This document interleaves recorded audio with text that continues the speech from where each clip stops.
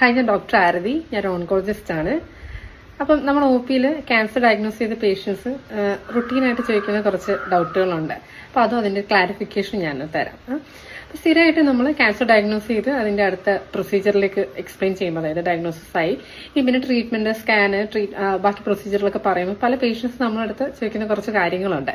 ഒന്നെന്ന് പറഞ്ഞു കഴിഞ്ഞാൽ അവർ ചോദിക്കുന്നത് ബയോപ്സി ചെയ്ത് കഴിഞ്ഞാൽ ക്യാൻസർ സ്പ്രെഡ് ആവാനുള്ള ചാൻസ് ഉണ്ടോ എന്നാണ്. പക്ഷെ അതങ്ങനെയല്ല.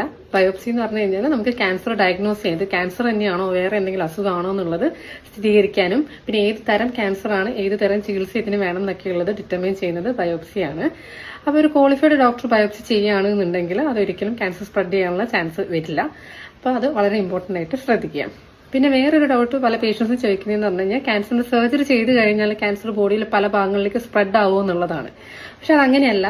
ക്യാൻസറിന്റെ സർജറി എന്ന് പറഞ്ഞു കഴിഞ്ഞാൽ വളരെ ഏർലി സ്റ്റേജിൽ ക്യാൻസർ ഡിറ്റക്ട് ചെയ്ത് കഴിഞ്ഞാൽ പലപ്പോഴും ട്രീറ്റ്മെന്റ് മാത്രമല്ല ഒരു ക്യൂറേറ്റും കൂടെ തരുന്ന ഒരു ഓപ്ഷനാണ് സർജറി എന്നുള്ളത്. അപ്പൊ ഒരിക്കലും സർജറി ചെയ്തതുകൊണ്ട് ക്യാൻസർ സ്പ്രെഡ് ആവില്ല.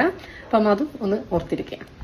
പിന്നെ പല പേഷ്യൻസ് നമ്മൾ ക്യാൻസർ ഡയഗ്നോസ് ചെയ്ത് ട്രീറ്റ്മെന്റ് കാര്യങ്ങൾ പറയുമ്പോൾ നമ്മളോട് പറയുന്നത്, ഡോക്ടർ ഞാൻ കുറച്ചു കാലം ഓൾട്ടർനേറ്റീവ് മെഡിസിൻസ് എന്തെങ്കിലും എടുത്തതിന് ശേഷം നമുക്ക് ഈ കീമോ അല്ലെങ്കിൽ റേഡിയേഷൻ അല്ലെങ്കിൽ സർജറിയിലേക്ക് തിരിച്ചു വരട്ടെ എന്ന് ചോദിക്കും.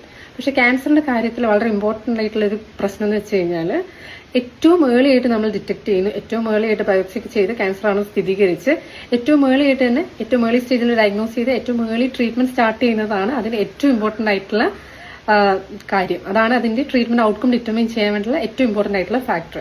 അപ്പൊ നമ്മൾ ഈ ഓൾട്ടർനേറ്റീവ് മെഡിസിനോ അല്ലെങ്കിൽ ഇതിന് എവിഡൻസ് ഇല്ലാത്ത വേറെ പല ട്രീറ്റ്മെന്റും ട്രൈ ചെയ്ത് നോക്കുക എന്നുള്ളത് നമ്മൾ ഈ യഥാർത്ഥ ട്രീറ്റ്മെന്റിൽ നിന്ന് ഡിലേ വരികയാണ് ചെയ്യുന്നത്.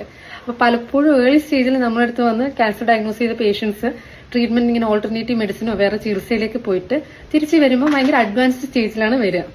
അങ്ങനെ വന്നു കഴിഞ്ഞാൽ നമ്മളുടെ അടുത്തും ട്രീറ്റ്മെന്റ് ഓപ്ഷൻസ് വളരെ ലിമിറ്റഡ് ആവുകയാണ് ചെയ്യുക. അപ്പം ശ്രദ്ധിക്കേണ്ട കാര്യം എന്ന് പറഞ്ഞു കഴിഞ്ഞാൽ നിങ്ങൾ ഈ ട്രീറ്റ്മെന്റ് ഓപ്ഷൻസ് ഒക്കെ ട്രൈ ചെയ്യുന്ന സമയത്ത് ക്യാൻസർ അവിടെ വെയിറ്റ് ചെയ്യില്ല. ക്യാൻസറിന്റെ സ്റ്റേജ് കൂടി വരുന്നതനുസരിച്ച് നമ്മൾ ചികിത്സാ ഓപ്ഷൻസും കുറയാണ്. അപ്പം ഈ പറഞ്ഞ കാര്യങ്ങളൊക്കെ നിങ്ങൾ മനസ്സിൽ വെക്കുന്ന ഓർക്കുക.